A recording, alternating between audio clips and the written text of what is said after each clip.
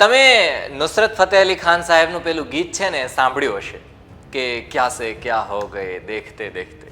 આ ગીતની વાત આપણે એટલા માટે કરી રહ્યા છીએ કારણ કે તમે આશા કંડારા નામની મહિલાની વાત સાંભળી હશે કે કેવી રીતના એ સફાઈ કર્મચારીમાંથી રાજસ્થાન અધિકારી બન્યા, પરીક્ષા એમણે પાસ કરી. હવે આમાંથી સમાચાર એવી રીતના આવ્યા છે કે એ જ મીડિયાની સુર્ખીઓમાં છવાયેલા આશા કંડારાને એસીબીએ ગેરકાયદેસર રીતના લાંચ લેતા પકડી પાડ્યા છે. વિસ્તારથી વાત કરવી બને. નમસ્કાર, વાઇબ્સ ઓફ ઇન્ડિયા સાથે હું સમીર. રાજસ્થાનની આશા કંડારાની સફળતાની ગાથા તો આપણે સૌએ સાંભળી હશે. આ સફળતાની કેડી કંડારનાર આશા કંડારા છે એ ફરી વિવાદમાં આવ્યા છે.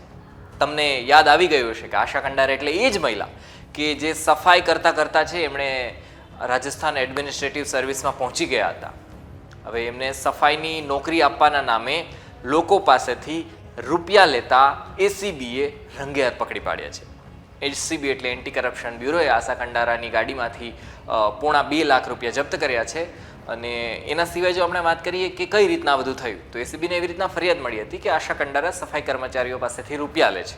ગયા અઠવાડિયાની મંગળવારની રાતે આશા કંડારા છે એ જયપુરથી પાલી જવા માટે નીકળ્યા હતા.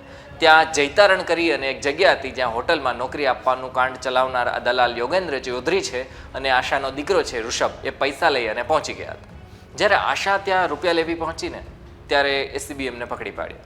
એસીબીને જેવી રીતના માહિતી મળી હતી કે કઈ રીતના સફાઈ કર્મચારી તરીકે રોકડા રૂપિયા છે લઈ લેવામાં આવે છે, તો આ જે માહિતી છે એમાં ખબર પડી કે 3.5 લાખમાં સોદો થયો હતો અને પોણા 2 લાખ રૂપિયા છે એ રોકડા મળી આવ્યા છે. આશાની પૂરી વાત કરીએ તો એ જોધપુરના રહેવાસી છે. એમના લગ્ન સામાજિક અને પારિવારિક દબાવના કારણે 1997માં 12મા ધોરણ પછી કરી દેવામાં આવ્યા હતા. આશા 32 વર્ષના થયા ત્યાં સુધી એમણે 2 બાળકોને જન્મ આપી દીધો હતો. સોશિયલ મીડિયાના માધ્યમથી માહિતી મળી છે એ મુજબ 2005માં એમણે છૂટાછેડા કથિત રીતના લઈ લીધા હતા અને 2013માં રાજસ્થાન વહીવટી સેવાની તૈયારીઓ શરૂ કરી દીધી હતી. 2018માં એમણે પરીક્ષા આપી હતી અને પ્રાથમિક પરીક્ષા પાસ પણ કરી લીધી. આ દરમિયાન એમને મેન્સનું છે ને રિઝલ્ટ નહોતું આવ્યું, માટે આશા છે એ નગર નિગમની સફાઈ કર્મચારી પરીક્ષા છે એ આપે છે. 2019માં એ પરીક્ષા પાસ કરી લે છે સફાઈ કર્મચારીની, અને આ બીજી બાજુ મેન્સનું પણ પરિણામ આવે છે જેમાં RASમાં એમનો 728મો નંબર મળે છે. એમની પાસે છૂટાછેડાનું પ્રમાણપત્ર નહોતું ને એટલા માટે એમને નોકરી ન મળી શકી. પણ આશા આજની વાત કરીએ તો એ સફાઈ કર્મચારી છે અને જયપુર હેરિટેજ નગર નિગમ વોર્ડ નંબર 19માં કામ કરે છે. આ એક વાર્તા છે, આ એક કહાની છે અને આ સત્ય હકીકત છે. આમાંથી તમને શું શીખવા મળ્યું અમને કમેન્ટમાં લખી અને જણાવો. અને જો તમે મને પૂછો કે મને શું શીખવા મળ્યું, તો હું એવી રીતના કહીશ કે કોઈની પણ સફળતાથી અંજાઈ ન જવું જોઈએ.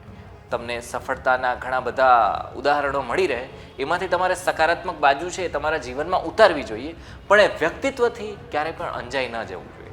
કારણ કે એવું કહેવામાં આવે છે ને કે ડુંગર તો દૂરથી રેડિયામણા લાગે છે, અંદર તો બધું પછી આપણને ખબર જ છે. તમને શું માનવું છે આ વિષય ઉપર અમને કમેન્ટમાં લખી અને જણાવો. અને સૌથી મહત્ત્વની વાત, અમારી ચેનલને લાઇક કરો, શેર કરો, સબસ્ક્રાઈબ કરો અને જોતા રહો વાઇબ્સ ઓફ ઇન્ડિયા. નીચે ડિસ્ક્રિપ્શન છે એમાં એક લિંક આપેલી છે. અમે જે વિડીયો બનાવીએ છીએ ગુજરાતના, દેશના, દુનિયાના, એ બધા જ અમે એમાં મૂકતા રહેતા હોઈએ છીએ. એટલે એ તમે સબસ્ક્રાઈબ કરી લો. જોતા રહો વાઇબ્સ ઓફ ઇન્ડિયા. ધન્યવાદ.